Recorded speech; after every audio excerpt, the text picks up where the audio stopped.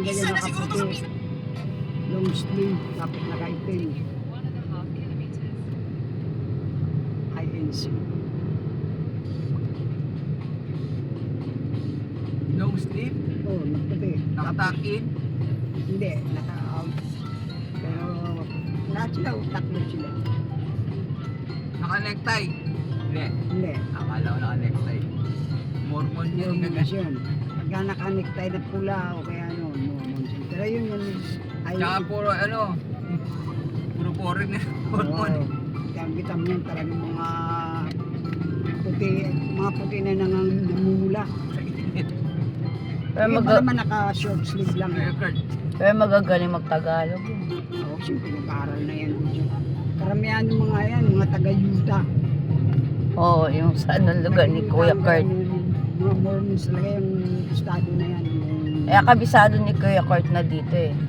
CIA yun eh. Si Spy daw lagi. Sinare ko nga yun eh. Yung may nag-post agad. Sinare ko. Spy. Mga agent na mga yan, na kunyari, mga ano sila, Mormon. Tingnan nila. Ginamit ng pagbablog. Pero ano yan. CIA. Ay, pinangano yan ng USA. Tignan yung mga study dito sa Pilipinas. Ekonomiya, politika.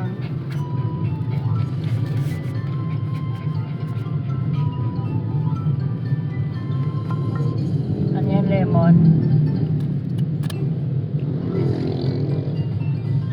Karamihan yung mga Mormons yan, magagaling talaga sila din sa ano, mga bandang Visayas. Sarap naman mag-kiss yan.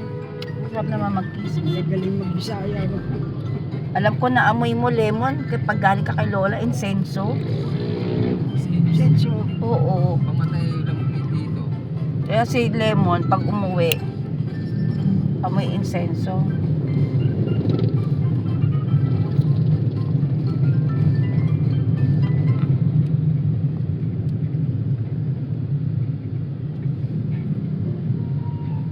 Sensyo. Oh, wala na tayong cover ng siguro. Oo. Kahit na 3 piraso na,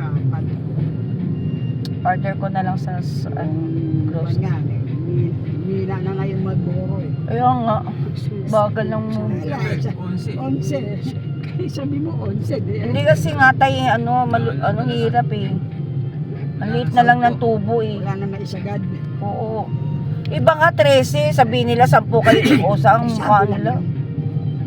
Tadyaan ko, siyempre di sila doon bumili. Sabi ko nga minsan eh. Ay, doon pa tao. Doon na lang ako kayo. Oo nga, ba't di kayo doon bumili? Eh, choose kayo eh. Chusero Prag. Ganun talaga. Ito yung mga, ano yan eh. Minsan nga yung, fortune. Tsaka yung, yung gamit. 10 na. Tagal na ho. Mula pa nung kagera sa mula nung magkagera sa Middle East.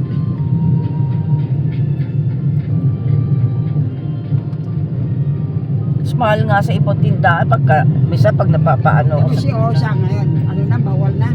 O nakalagay doon, dami, bawal utang, bawal. Kaya pala hindi na pumupunta si doon. Sino? Kaibigan mong,